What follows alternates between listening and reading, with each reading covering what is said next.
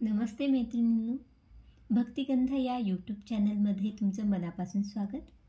आज आपण शिकणार आहोत की ब्लाऊजवरून परफेक्ट माप कसं घ्यायचं. त्यासाठी आपल्याला सुरुवातीला ब्लाऊजची लांबी बघावी लागेल. ते बघताना असं ब्लाऊज मागच्या बाजूनं करायचं आणि शोल्डरमधून फोल्ड करायचं. असं धरल्यानंतर आपण या बाजूला टेप ठेवू आणि ब्लाऊज थोडं ताणून घ्यायचं. ते येतं 11.5 इंच. मागच्या बाजूची जेव्हा आपण लांबी घेतो तेव्हा 1 इंच वाढून घ्यायचं असतं आणि समोरच्या बाजूची लांबी घेतो तेव्हा 1.5 इंच लांबून घ्यायचं असतं. तर आता मागच्या बाजूची लांबी आहे 11.5 इंच, तर आपल्याला घ्यावी लागेल 12.5 इंच आणि समोरच्या भागाची लांबी आपल्याला घ्यावी लागेल 13 इंच, म्हणजे अर्धा इंच जास्त, कारण समोरचा भाग जास्त शिवण्यात जात असतो कटोरीमुळं आणि त्यामुळं आपल्याला अर्धा इंच जास्त घ्यावी लागत असते. तर ही आपण घेतली लांबी. त्यानंतर आपण बघणार आहोत रुंदी. ब्लाऊजची रुंदी कशी घ्यायची. तर ज्या बाजूला आपण हुक लावतो त्या बाजूकडूनच आपल्याला रुंदी घ्यावी लागत असते. तर आपण टेप ठेवू या टोकावर इथे आणि या बाजूला हे बघा मैत्रिणी, हे आहे 8 इंच. ब्लाऊजची रुंदी 8 इंच आहे, तर आपल्याला 2 इंच जास्त घ्यावं लागत असतं. म्हणजे या ब्लाऊजची रुंदी 10 इंच आणि लांबी 12.5 इंच घ्यायची. समोरून 13 इंच लांबी घ्यायची. तर आता मागचा गळ्याची लांबी कशी घ्यायची हे आपण बघू. हे बघा, असं शोल्डरवर हा टेप ठेवायचा आणि गळा जिथे संपतो त्या बाजूला आपण फोल्ड करायचं. तर 7 वर फोल्डिंग येते. तर आपण अर्धा इंच जास्त घ्यायचं. 7 गळा असेल तर 7.5 इंच. ही झाली मागच्या गळ्याची लांबी. आता आपण बघणार आहोत समोरचा गळा. सुरुवातीला बघू गळ्याची रुंदी. मग तो मागचा असेल किंवा समोरचा असेल, दोन्हीला एकच घ्यायची. आता हे हुक लावून घ्यायचं आणि थोडंसं असा गळा पसरायचा, जास्त पसरायचा नाही. होतं होईपर्यंत गळ्याची रुंदी 2.5 इंच असते.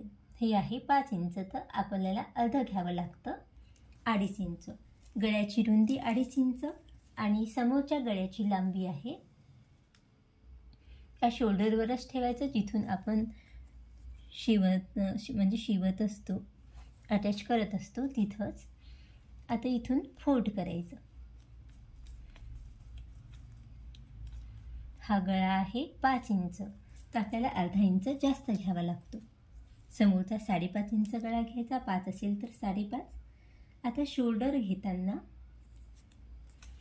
कसं घ्यायचं बघा. हा गळ्याच्याच टोक्यावर असं ठेवायचं आणि जिथून स्लीव्ज आपण जोडत असतो त्या बाजूपर्यंत हे आहे 2.5 इंच. या ब्लाऊजचं शोल्डर आहे 2.5 इंच, तर आपल्याला घ्यावं लागेल 3 इंच, म्हणजे अर्धा इंच जास्त घ्यावं लागेल कारण ते शिवण्यात जात असतं. हे झाल्यानंतर आपण घेणार आहोत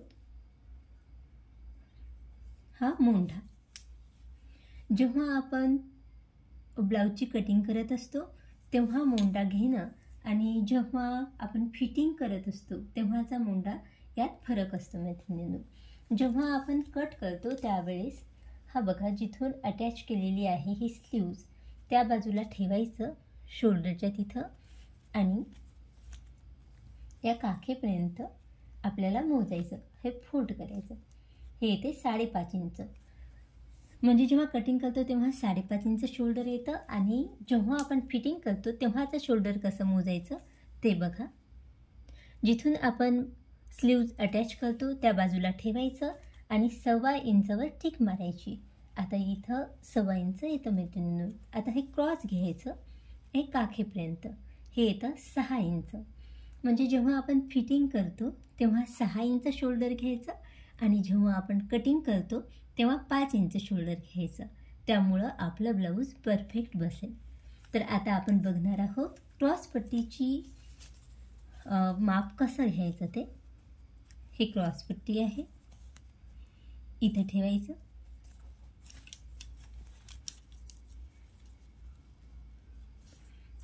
हे आहे क्रॉसपट्टीचं माप 2.5 इंच. आपल्याला अर्धा इंच जास्त घ्यायची असते.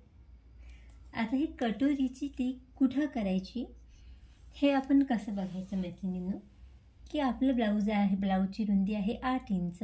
आपण 2 इंच वाढवून घेतली, ती 10 झाली आणि 10च्या अर्धी करायची म्हणजे 5 इंच. 5 इंचावर आपण जेव्हा ब्लाऊज कट करतो त्यावेळेस 5 इंचावर टिक करायची.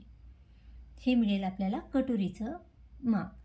आपण जर असं इथून घेतलं तर कमी जास्त होऊ शकतं, म्हणून असं घ्यायचं नाही. आता इथेही 5च भरलं,